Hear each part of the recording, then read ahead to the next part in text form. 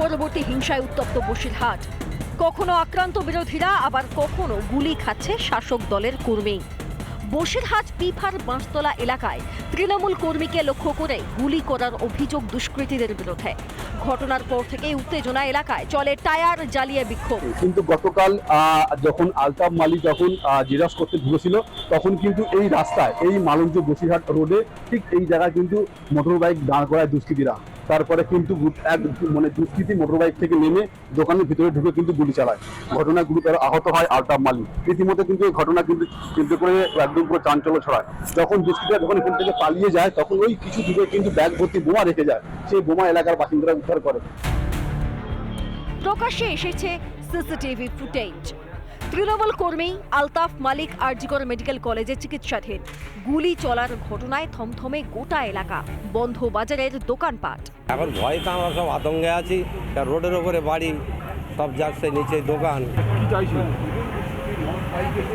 এখন নিরাপত্তা চাইছে এখানে, কারণ যা তো আমাদের সব রাস্তার ধারে বাড়ি।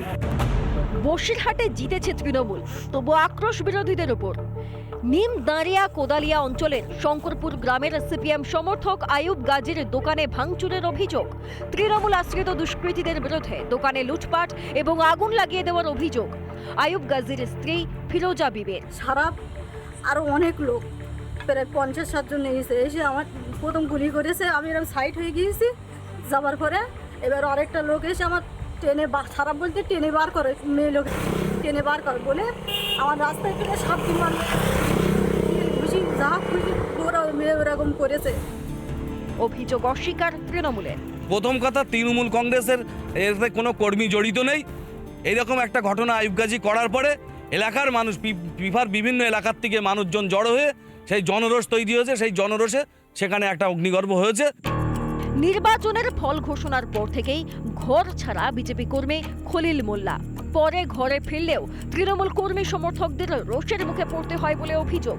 শুক্রবার রাতে হারোয়ার ঝুল্লুগাছা এলাকায় ফিরলে তাকে বেধড়ক মারধর করা হয় বলে অভিযোগ। এইসব ছেলেরা আমার গাড়ি থেকে ধাক্কা মেরে ফেলে দিয়ে টেনে দিয়ে পাথরের উপরে ইট দিয়ে থেতো করে দিয়েছে। আমার বেঁচে থাকার মতো বেঁচে ফিরবো আশা করিতে। ভোটের ফল প্রকাশের পর থেকেই আতঙ্কের দিন কাটছে বিরোধীদের।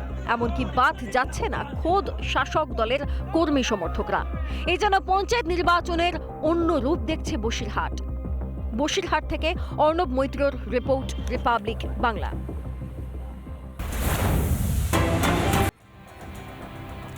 বীরভূম থেকে জয়লাভ করেছেন শতাব্দী রায়, আর জয়লাভের পরে সেখানে বীরভূমের দুবরাজপুরে গিয়ে তিনি কি করলেন? তিনি পুরস্কার তিরস্কার নীতি চালু করলেন। অর্থাৎ যেখান থেকে লিড পেয়েছেন সেখানকার যারা নেতা রয়েছে তাদেরকে পুরস্কার করলেন, আর অন্যদিকে আবার সাসপেন্ডও করা হলো কিছু নেতাকে, কারণ তিনি অভিযোগ তুললেন যে তারা নাকি দলে থেকেই দলের মধ্যে বিশ্বাসঘাতকতা করছে। ঠিক কি হলো বীরভূম জুড়ে একটু কথা বলি আমাদের প্রতিনিধির সঙ্গে, তার কাছ থেকে জানতে চাই যে আজকে ঠিক নির্যাসটা কি উঠে এলো বীরভূম থেকে। আমরা কথা বলবো আমাদের প্রতিনিধি মনোরঞ্জনের সঙ্গে। মনোরঞ্জন, অনুব্রত নেই বীরভূমে, কিন্তু তারপরেও বারবার চর্চায় বীরভূম। আজকে ঠিক কি হলো বীরভূম জুড়ে? বীরভূমের রাজনীতির আঙিনায় ঠিক কি ঘটলো? দেখো, আজকে বীরভূমের রাজনীতির আঙিনায় অনেকগুলো উলট পুরাণ ঘটলো। প্রথমে বলে রাখি যে গতকাল খয়রাশোলে সাংসদ শতাব্দী রায় তিনি অবশ্য বলেছিলেন যে যারা ভোটে দলে থেকেও দলের বিরোধিতা করেছে তাদের বিরুদ্ধে ব্যবস্থা নেওয়ার কথা।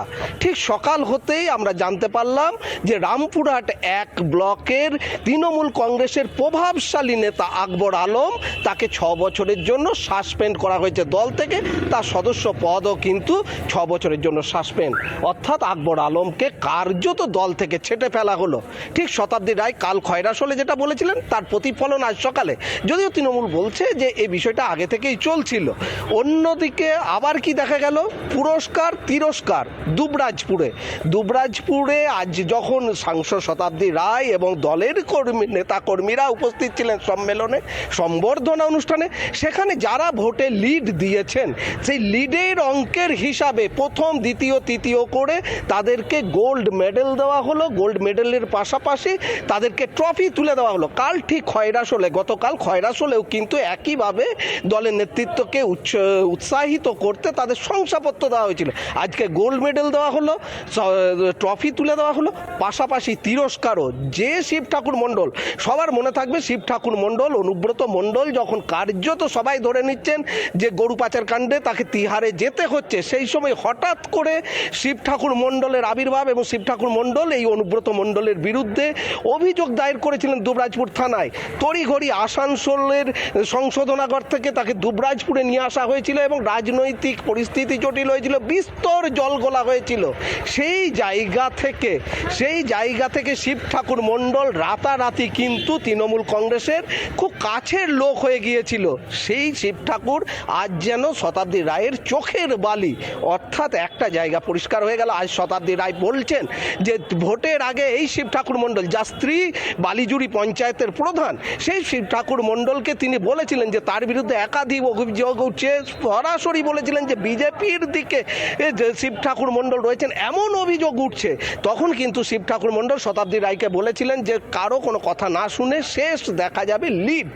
কিন্তু আজ যখন ফল প্রকাশ হয়েছে, শতাব্দী রায় যখন অঙ্কের হিসেব করছেন, তখন দেখা যাচ্ছে যে শিব ঠাকুর মণ্ডল তার বালিজুড়ি পঞ্চায়েত থেকে লিড দিতে পারেননি। আর তাতেই কার্যত ক্ষুব্ধ শতাব্দী রায়, তিনি সরাসরি আঙুল তুললেন শিব ঠাকুর মণ্ডলের দিকে যে কথা তিনি দিয়েছিলেন সেটা কিন্তু রাখতে পারেননি। তাহলে কি হলো? বোঝাই যাচ্ছে অর্থাৎ ভোট মিটতেই বীরভূমে শুরু হয়েছে শতাব্দীর পুরস্কার তিরস্কার নীতি। ধন্যবাদ তোমাকে মনোরঞ্জন, আমাদের সামনে বসিরহাটের রাজনীতিটাকে এবং বীরভূমের রাজনীতিটাকে প্রশ্ন করার জন্য। আর অন্যদিকে এবার একটু নজর রাখি বসিরহাটের দিকে, কারণ একই রাতে বসিরহাটের 3 জায়গায় ভয়াবহ হামলা। ভোটের পরে পুড়ছে দোকান, মার খাচ্ছেন বিজেপি কর্মী, নিস্তার নেই শাসক দলের কর্মীদেরও।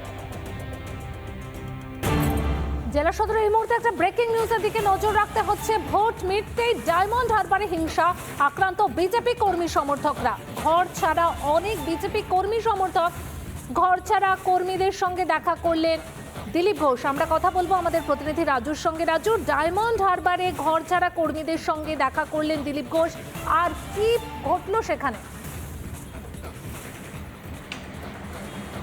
হ্যাঁ দেখো, তোমাকে জানিয়ে রাখি, মূলত ইতিমধ্যেই কিন্তু দিলীপ ঘোষ, যিনি ডায়মন্ড হারবার লোকসভা কেন্দ্রের প্রার্থী হয়েছিলেন, অভিজিৎ দাস ববি, তার বাড়িতে যে ঘরছাড়া কর্মীরা আশ্রয় নিয়েছে তাদের সঙ্গে কিন্তু কথা বলেন দিলীপবাবু। এবং দিলীপবাবু কথা বলে জানতে চান যে তারা কেমন আছে বা তাদের কিভাবে ঘরের ক্ষয়ক্ষতি হয়েছে বা যে সন্ত্রাস চলেছিল ভোট পরবর্তী সময়ে বা গণনার পরে, সেই বিষয়ে কিন্তু তাদের কর্মী সমর্থকদের কাছ থেকে জানতে চান। কর্মীরা তারা তাদের পুরো বিষয়টি বলেন। কেউ বলেন যে কারোর পুকুর চুরি হয়েছে, কারোর বাড়ি সর্বস্ব লুটপাট হয়ে গিয়েছে, সেই সকল বিষয়গুলো শোনেন। পাশাপাশি ডায়মন্ড হারবার লোকসভার মধ্যে যে 7টা বিধানসভা রয়েছে, 7টা বিধানসভায় মোট হচ্ছে এখানে আশ্রয় নিয়েছে এই মঞ্জুশ্রী ভিলায়, যিনি ডায়মন্ড হারবার লোকসভা কেন্দ্রের প্রার্থী হয়েছিলেন, অভিজিৎ দাস ববি, তার বাড়িতে 75 জনের মতো আশ্রয় নিয়েছেন দিলীপ ঘোষ। তিনি কিন্তু তাদের সঙ্গে কথা বলেন এবং তিনি কিন্তু মূলত ইতিমধ্যেই এই যে ভিলা রয়েছে সেখানে কি মূলত দিলীপবাবু কিন্তু ইতিমধ্যেই কিন্তু ঘরছাড়া কর্মীদের সঙ্গে বৈঠক করার পরে তিনি ইতিমধ্যেই কিন্তু এসছেন বা তার কাছ থেকে দাদা কি বললেন দিলীপ দা কি বললেন দিলীপ দা, ওরা কি আশ্বাস দিলেন? মূলত কিন্তু আমরা কথা বলার চেষ্টা করলাম এবং তিনি তার কর্মী বা নেতৃত্বদের নিয়ে ইতিমধ্যে বৈঠকে বসছেন যে কিভাবে তাদেরকে সাহায্যের হাত বাড়িয়ে দেওয়া যায়। পাশাপাশি এছাড়াও যে তিনি কি বলতে চাইলেন এবং তার কর্মীরা তাকে সম্পূর্ণ বিষয়টি জানান। এছাড়াও যারা ঘর ছাড়া হয়ে আশ্রয় নিয়েছে এই মঞ্জুশ্রী ভিলায়, তাদের সঙ্গে কথা বলে নেব তারা কিভাবে কতটা আতঙ্কের মধ্যে রয়েছে। এই আপডেট নিয়ে আবারও তোমার কাছে পরে ফিরবো। আপাতত ধন্যবাদ তোমাকে। ডায়মন্ড হারবারে বিজেপি প্রার্থীর বাড়িতে আশ্রয় নিয়েছেন ঘরছাড়ারা, তাদের সঙ্গে কথা বললেন দিলীপ ঘোষ। উত্তরবঙ্গের দিকে নজর রাখতেই হচ্ছে, কারণ আজও জলস্তর বেড়ে ভয়ঙ্কর পরিস্থিতি তিস্তাতে। ভারী বৃষ্টিতে প্লাবনের আশঙ্কাও রয়েছে, একাধিক রাস্তায় নেমেছে ধস। উত্তরবঙ্গে ভারী থেকে অতি ভারী বৃষ্টির পূর্বাভাস আতঙ্ক বাড়াচ্ছে।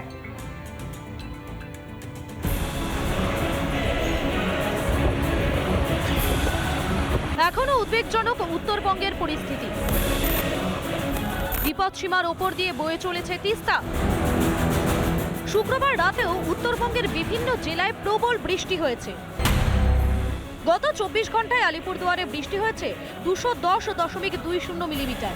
হাসিমারাতে বৃষ্টিপাত 83 মিলিমিটার। বসরা নদীর জল সেন্ট্রাল ডুয়ার্স চা বাগানের ভেতরে প্রবেশ করেছে।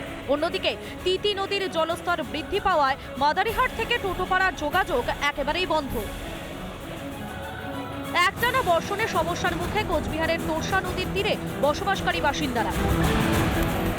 ভেসে গিয়েছে ফাঁসিরহাট এলাকায় অস্থায়ী বাঁশের সাঁকো। আরও একটি অস্থায়ী সেতুর অবস্থা বেহাল। এই মুহূর্তে আমি রয়েছি ঠিক তোরসা নদীর সামনেই। এই সেই বাঁশের সাঁকো, যেই সাঁকো বর্তমানে বিলুপ্ত। আমি যতদূর যেতে পারি যাওয়ার চেষ্টা করছি, কিন্তু এরপরে আর যাওয়া যাবে না, কারণ নদীর জলস্তর প্রচুর পরিমাণে। এই যে বাঁশের সাঁকো, এই পুরো সাঁকোটাই কিন্তু বর্তমানে জলের তলায়। আর যে মূল যে সাঁকো, অর্থাৎ নদীর এপার থেকে হওয়ার জন্য ওপারের যে সাঁকো, সেই সাঁকো বর্তমানে দেখতে পাওয়া যাচ্ছে না। লাগাতার বৃষ্টিতে উত্তর সিকিমে বিপর্যয়। বেহাল তিস্তা বাজার সংলগ্ন জাতীয় সড়ক। বন্ধ 10 নম্বর জাতীয় সড়ক। উত্তরে আরও ভারী বৃষ্টির সম্ভাবনা।